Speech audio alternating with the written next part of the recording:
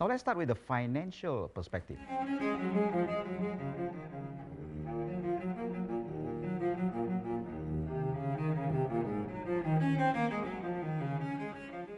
It is good to have a criteria for someone who starts a business to be adequately prepared in terms of financial resources. Now I'd like to suggest anyone going to start a business to have at least 12 months of resources available to him or her. Now in this, what I meant is that suppose you were to start a business tomorrow, could you go on without an income for 12 months? Now of course that may sound ridiculous. If you're in business, they have no business for 12 months, it's very likely you're in the wrong business.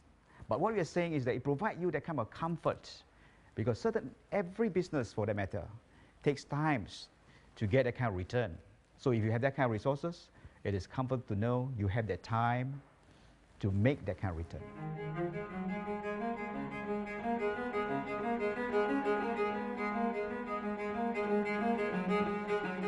Now secondly is the aspect of psychology. Now it's important to talk to people who have walked that path before, who are successful in their business or in their areas of work, or products or services they have produced. Stay away from negative people, and that's how we overcome that kind of fear to start a business or becoming employer independent.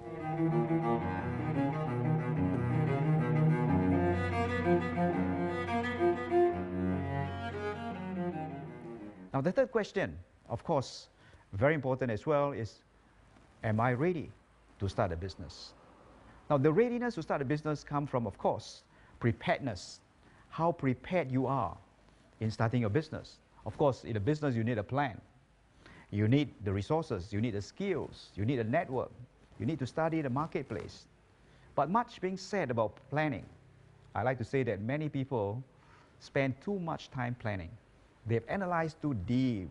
In fact, they've analyzed to the point they become paralyzed.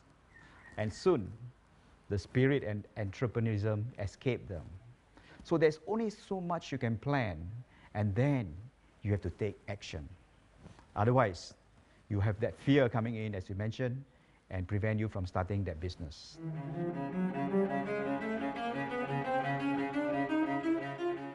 And regard to this, I like to quote the fear factor. And this is from Ralph Waldo Emerson.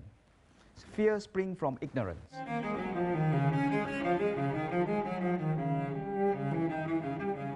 So get yourself ready for business. You got to know much about the business you're going to be in, the products, the market, the customers, and so on.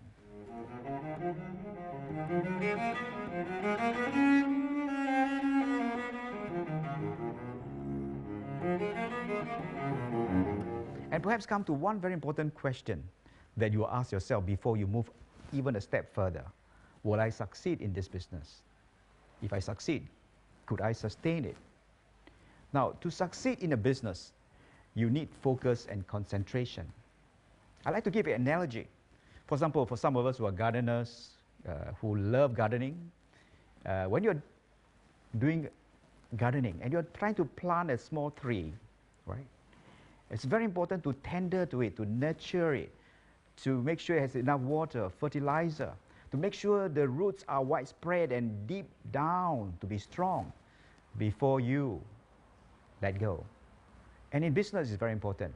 As the business starts, it is important to focus on that business, to concentrate in the business, to let it grow and develop and become successful before you let others take through.